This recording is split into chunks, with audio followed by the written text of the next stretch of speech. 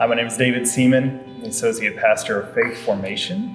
And I've been just very excited about this shift that we're doing. A lot of the organizational changes, but particularly the shift from Christian education to faith formation. You know, I think when I hear these words of faith formation, I think about it's more of an embodied discipleship. I think of just the story in which Jesus calls his disciples and tells them to come and follow me. I think Jesus knew that there was something larger than just orthodoxy or orthopathy, orthopraxy. It's all of that. There's a matter of walking together and learning together. And I think that's the big shift for me between Christian education and faith formation is that faith is not just one aspect of our lives. It's compartmentalized. It's multifaceted. It's living. It's breathing. And faith changes us. I mean, our faith grows and it's stretched and it's deepened, and we use this language and we see how faith changes.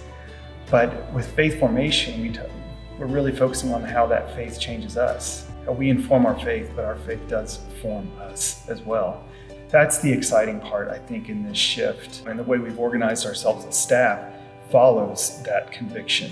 I think we've really focused on not necessarily starting from a staff perspective where I am doing these programmatic things, but really starting with the member.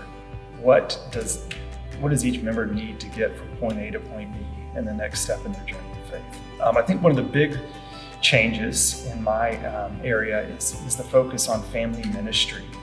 And there have been aspects of family ministry throughout IPC's course, but one of the things we've talked about as staff is really taking an intentional look at that particular life stage and how people's faith is formed by being married and having kids and having to learn to, move into these new stages of life together. So I think that is a big shift for the church, not to just be family friendly, but to really look at how are we, as IPC, how are we empowering and partnering with and resourcing parents to be the primary faith-forming agents in their home. And that's been a long journey that's brought to this point. A lot of listening to parents in our church. Did about 4 or 5 months of just having lunches with parents and hearing what are the basic needs. And what we have heard is a deep need for connection, for those maybe some smaller group ministries, a place to kind of build meaningful relationships, to let down your guard, a focus on how to resource, parents, how to build your relationships together. And so these next few months, what I'm hoping that we will begin to do is to build up a structure.